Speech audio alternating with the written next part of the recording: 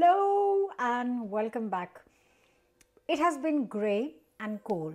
I'm not kidding. But just as I put my camera on, the sun has suddenly appeared from nowhere. So this is brilliant. Just sun just makes you smile and just cheers you up really. Anyways, I am here because I went to one of the Asian shops and I managed to get hold of some fresh fenugreek. You guys know I love fresh methi, and it's not very easy to find, so whenever I get it I share a recipe with you because that's how much I love it. So I'm making methi paratha, and I'm gonna spice it up and I'm gonna jazz it up and it will taste amazing. So let's get cooking. Don't forget to subscribe and hit the bell button before doing anything else. I'm just saying. Right, let's get cooking.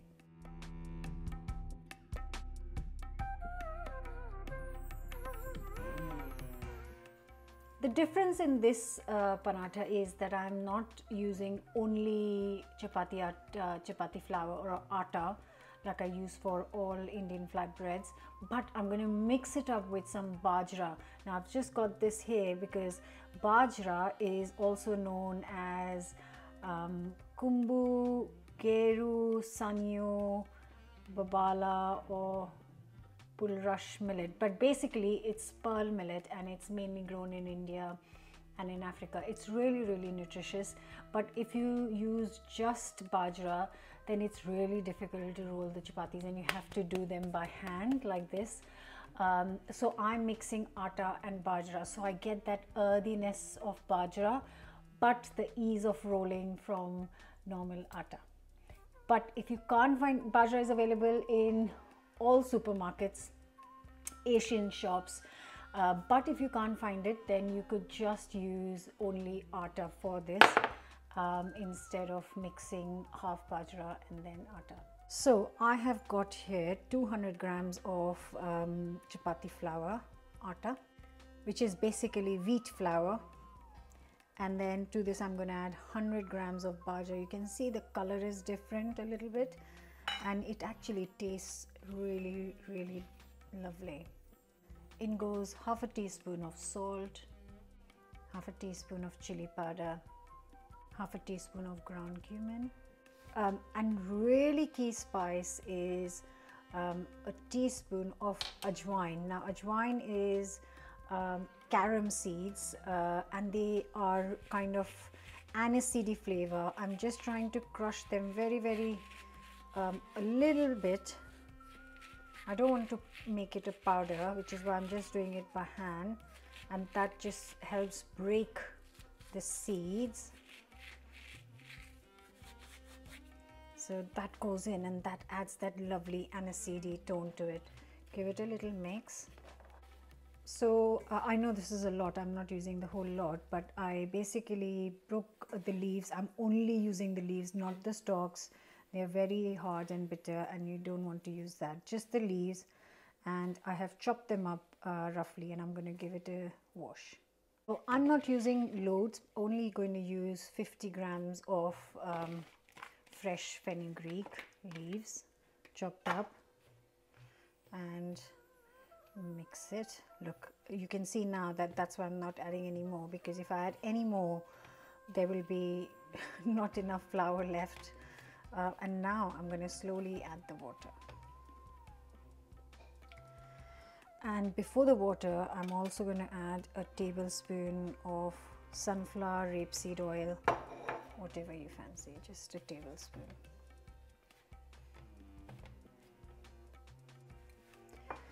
And like all the flatbreads that I make, please add little water at a time.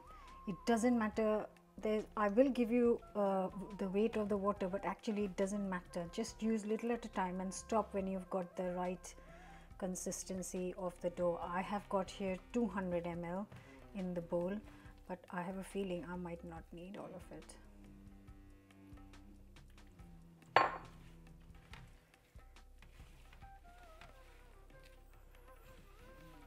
You don't want a kind of wet dough because yeah, it's got a lot of leaves and the bajra, so it doesn't need a lot of water. Look, it's already coming together.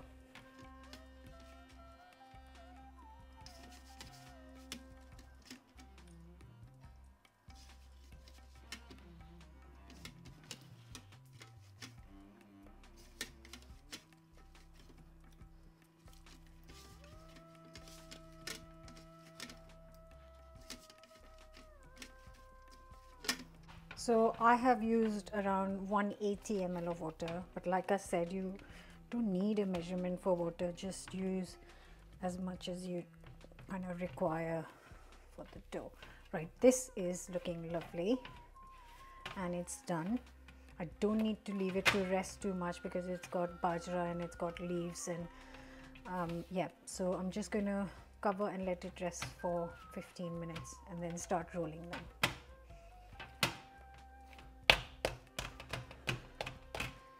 Just going to put another drop of oil.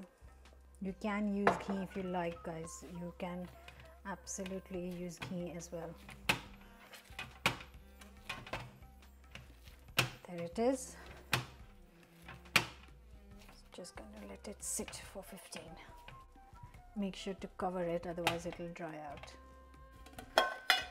So I've got my chakla, and I've got my belan, and I've got the flour. So this is something that I use almost every day because I make chapatis or flatbreads every day. So I have this setup ready. Our dough is looking lovely. It's rested, so you don't need too much resting because the leaves will then kind of release moisture. So if you leave it for too long, the dough will become sticky.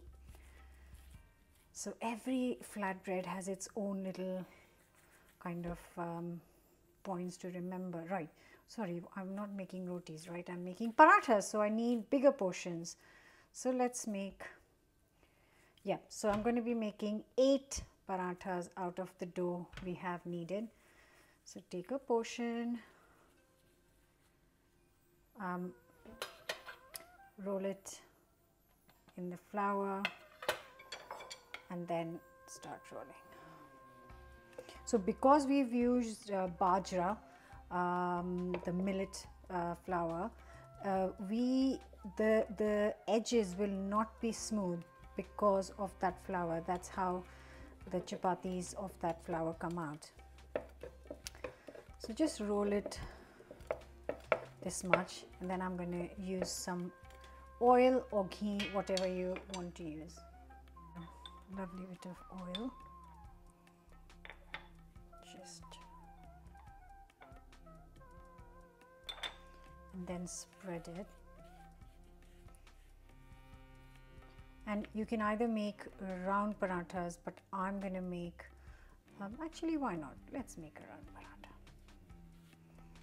So for round paratha you roll it and then you roll it again. And a bit of flour, then the final roll.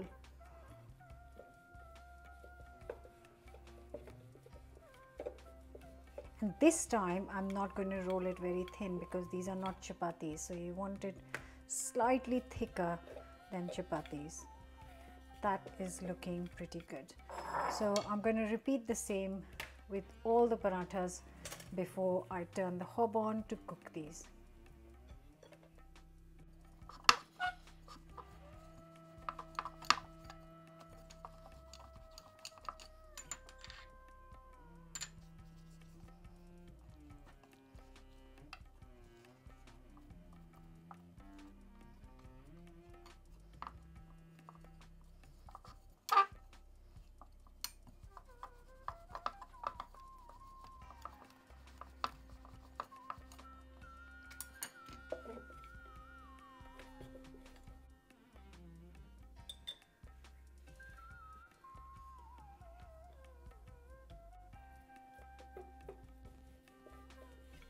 So that's the 8 parathas rolled out and ready to be cooked. You can use a tawa a plain pan. I'm just using this skillet.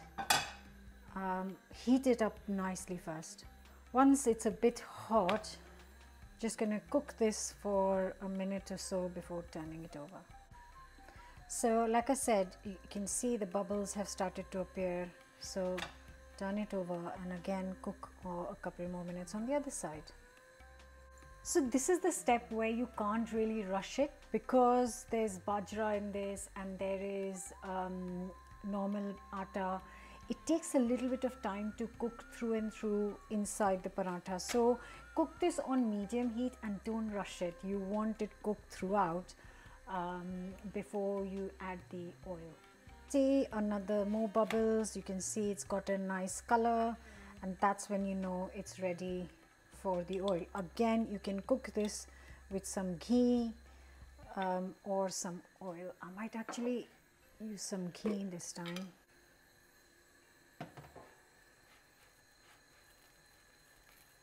And like I've done, you can mix and match. So I've used oil inside and ghee outside, which is absolutely fine.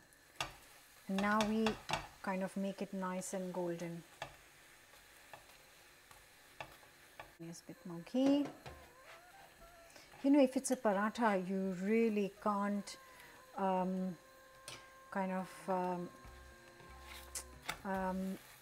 use less ghee or oil. You really need to cook it with oil. That is what makes it paratha.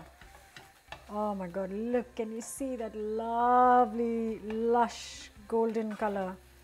Beautiful. So it took around a good 3-4 minutes to cook each paratha, and I'm going to cook the rest of them. I'm carrying on cooking. I've just got one last one left, but you know, Brits are obsessed with the weather and there's a reason for it. So it started with rain this morning. We had sunshine for the 15 minutes I was making these parathas, and it's gone really grey again. So basically you have to make the most of it when you can. And that's it. The 8 parathas are now cooked and ready to be served. You could serve it with a lovely potato sabji. You can find lots of delicious potato sabjis on the channel, or you could just serve this with tons of butter and some pickle or some yogurt. But whatever you do, these are delicious. So you can kind of freeze them raw and then roll them out and freeze them with kind of sheets between so they don't stick. But I have cooked the lot and I'm going to serve them. I'm going to cover and let them sit in a corner and then serve them tonight with some dal. Obviously, I'm going to take the less hotter one. These are great for packed lunches, and though they're great for this cold weather, but they're really good for summer as well, because you can just roll them up and take them for picnics and things. Come close, come close. So you can see, because of the bajra atta, it's got that kind of flakiness to it, and also we've put oil in it. Also the edges are not smooth because it's got that bajra. Oh, I love anything with methi.